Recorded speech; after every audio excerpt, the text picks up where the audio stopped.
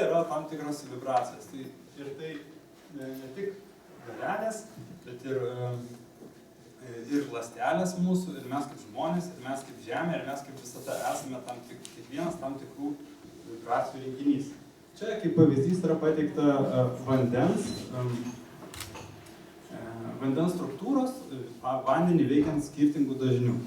Tai vėlgi matoma, kad vanduo įgauna nuostabus kaip piešinys, atrodo iš įvairios, bet jis turi ir fizikinę prasmę, tai kad vandenį galima aprašyti, jo struktūra priklauso nuo to, kaip jį veiksime. Tai vėlgi ta vibracija, tai yra ir mūsų balsas, ir gali būti ir mūsų mintis, ir kitos energetinės formos. Na, jau laikas taip. Tai tik trumpai dar, kad jeigu viskas yra bangos turi savybę susidėti ir sąveikauti tarpusavį. Tai kiekviena energijos forma, vibracija gali vieną kitą stiprinti arba slopinti. Tai tik turi sutapti jų dažnį. Tai ir mes, kaip žmonės, mes irgi matome tik tai tokias vibracijas, kokias patys turime. Tai šiandien buvo paminėta, kad irgi mes matome tik tai savo atspindį. Tai iš fizikinės pusės tai visiškai teisingai, nes mes, kadangi irgi esame kažkokia banginė funkcija, mes galime matyti tik tokias vibracijas, kurias esame. O skirtingi dažniai negali sąveikauti tarpusavį. Tai kuo mes nesame, ko mes neturime savyje, mes negalime matyti ir aplinkoje. Tai dabar perėmant šiek tiek prie biologijos, tai yra žinoma, kad tos bangos būdingos ir mūsų smegenims, tam tikros būsenos ir ne tik smegenims, bet ir širdžiai. Ir pastebėta, kad širdies laukas yra daug stipresnis negu smegenų gali būti. Tai vėlgi mes sąveikoje, mes bangas skleidžiame ir į aplinką ir gauname iš aplinkos.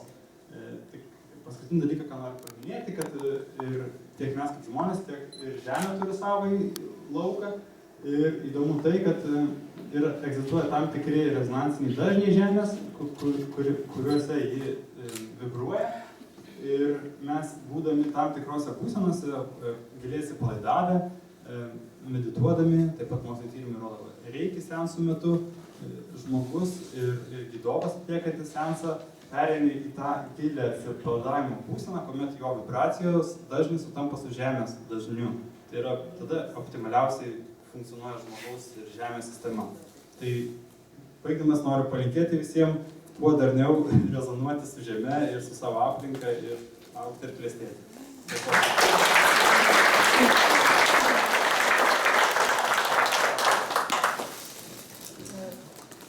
Ačiū labai Vytautui.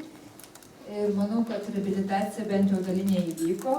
Bet kita vertus, tai tie žmonės, kurie susirinko šiandien, manau, čia galbūt jie jau ir taip tuo labiau tiki, negu kiti skeptikų čia ko gero nėra.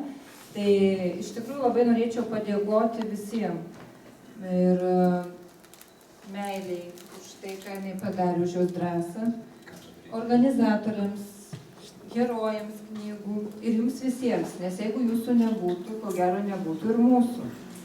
Tai norėčiau dabar pakviesti visus tiesiog pasivaišinti kava arbata ir tikrai paklausti jums rūpimų klausimų mūsų knygų herojų.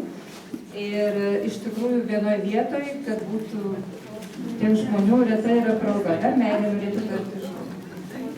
Labai ačiū, bet tikrai dabar norėjau tik tai jūs pakviesti kavos, o ten priešingoje pusėje yra knygų iš Alma Litera ir ten yra sausainių, yra mano keptos duonos su sviestu ir yra tortukų ir prašom visi pasivaišinti ir pailsėti nuo šito varginančio vakaro.